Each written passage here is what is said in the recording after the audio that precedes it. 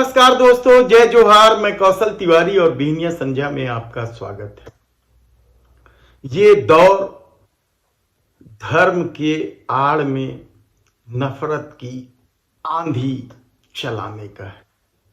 ये दौर धर्म के नाम पर अधर्म का खेल खेलने का है।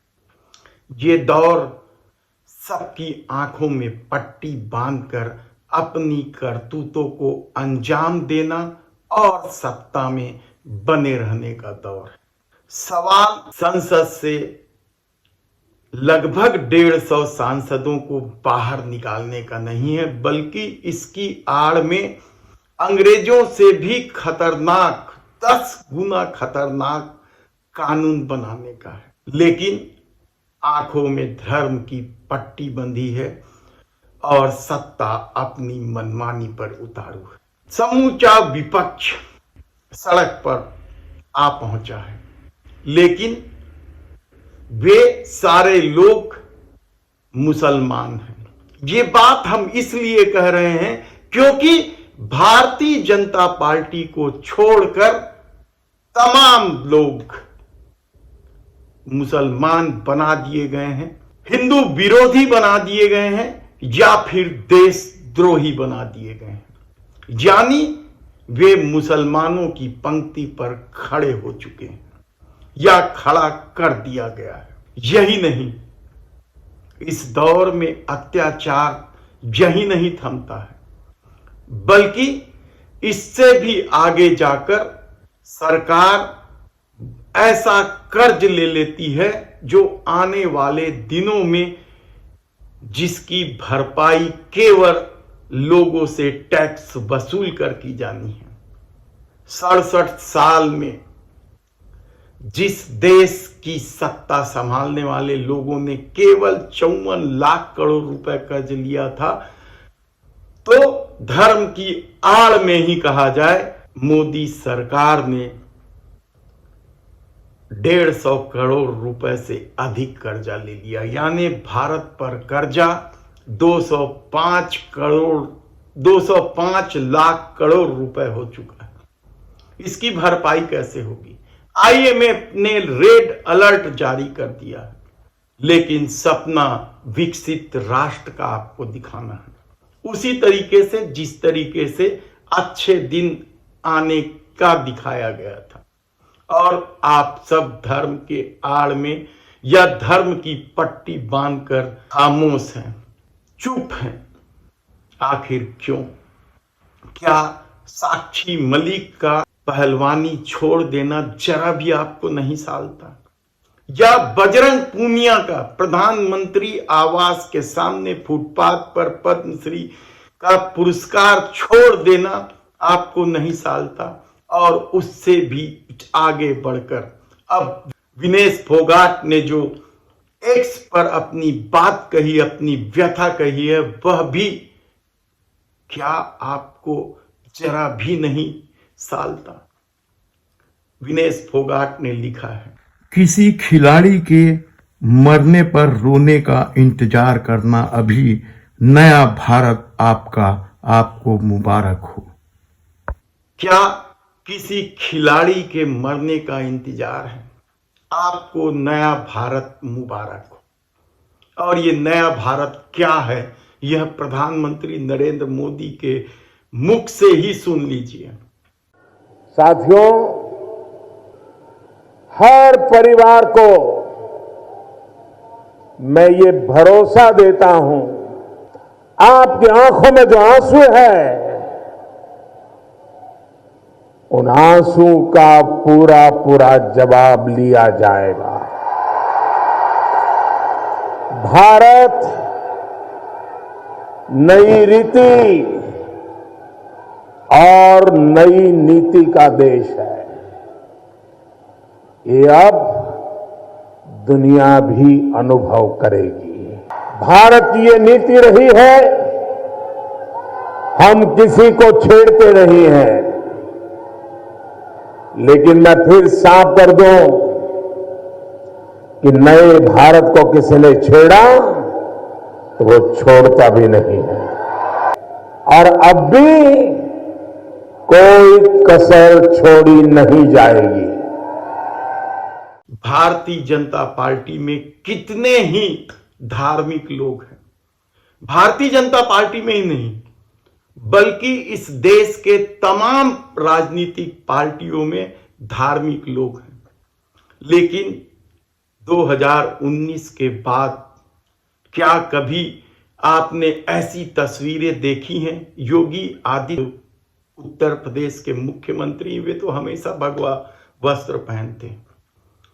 या आपने उमा भारती को देखा है या फिर किसी और नेताओं की ऐसी तस्वीरें देखी हैं कि गुफा में चले गए, मंदिर उद्घाटन में चले, सब तरफ धार्मिक धार्मिक धार्मिक वेशभूषा बनाकर क्या कुछ खेल खेला जा रहा है? क्या धर्म के नाम पर सत्ता लूटने की कोशिश हो रही है?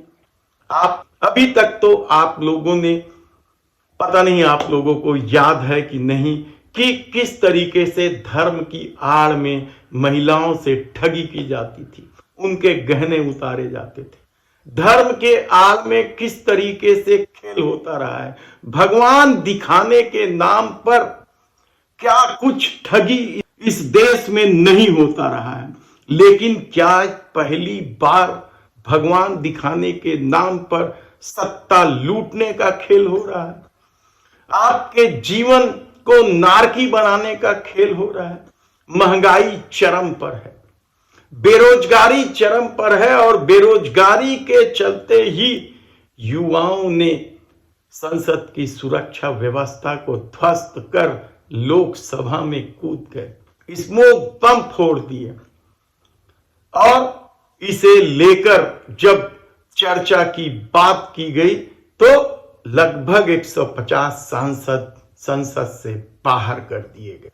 और जब सांसद कल्याण बनर्जी ने मिमिक्री की, राहुल गांधी सिर्फ वीडियो बना रहे थे, तो सभापति ने इसे अपनी जाति से जोड़ दिया। यानी 150 सांसदों को निकाले जाने का मुद्दा गौन हो गया और सभापति जाट हैं यह मुद्दा बड़ा बना दिया गया। सवाल धनगर के जाति का नहीं है, सभापति किस जाति के हैं यह इस दौर में पहली बार सुनने को मिला। लेकिन ये वो लोग विरोध प्रदर्शन पर उतर आए हैं या जाति का सवाल उठा रहे हैं जिन्होंने इससे पहले हमीद अंसारी पर क्या कुछ टिप्पणी नहीं किया था, किस तरीके से उनका अपमान नहीं किया था। वे लोग अब अपनी भावना आहत होने को लेकर सड़क पर राहुल गांधी की छवि खराब करना शुरू कर दिया है। धर्म के नाम पर लूटने का ऐसा खेल क्या विनेश फोगाट के एक्स पर लिखी इबादत को मिटा देगा?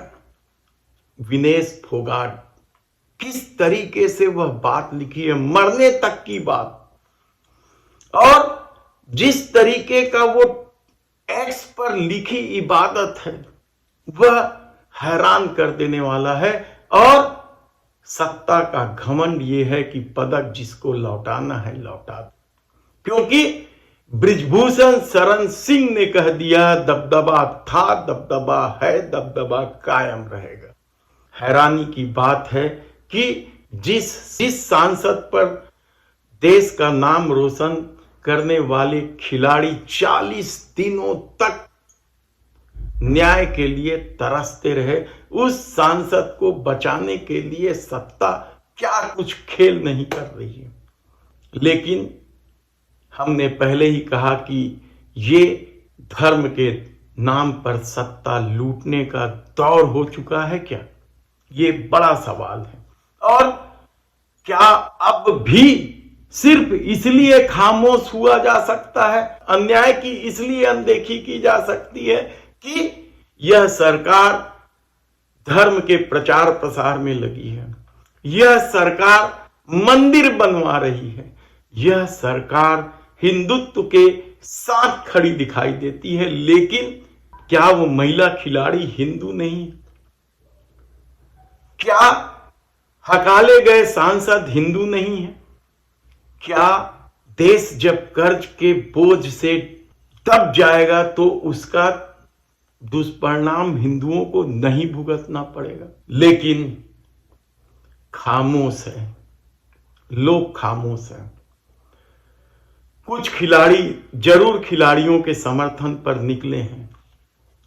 प्रियंका गांधी कांग्रेस की नेता खिलाड़ियों से मिलने उनके घर जरूर पहुंची है, लेकिन बाकी कलाकार, बाकी खिलाड़ी खामोश हैं। क्या इसलिए खामोश हैं? क्योंकि 1983 के वर्ल्ड विजेता कपिल देव ने जब 1983 के विश्व कप विजेता के कप्तान कपिल देव जब महिला पहलवानों के साथ खड़ा हो गए तो उनकी किस तरीके से बेइज्जती की गई। यहां तक कि मोदी स्टेडियम में आयोजित वर्ल्ड कप फाइनल के मैच में भी उनके लिए जगह नहीं थी, उन्हें आमंत्रित नहीं किया गया था। तो क्या जो भी व्यक्ति भारतीय जनता पार्टी का विरोध करेगा वे हिंदू विरोधी हो जाएंगे, वे देशद्रोही हो जाएंगे, वे मुसलमान कहलाए जाएंगे? ये सबसे बड़ा सवाल है। सोचना जरूर कि आपकी खामोशी सत्ता को किस तरीके से ताकत दे रही है और धर्म के नाम पर सत्ता लूटने की कोशिश किस तरीके से की जा रही है। धन्यवाद।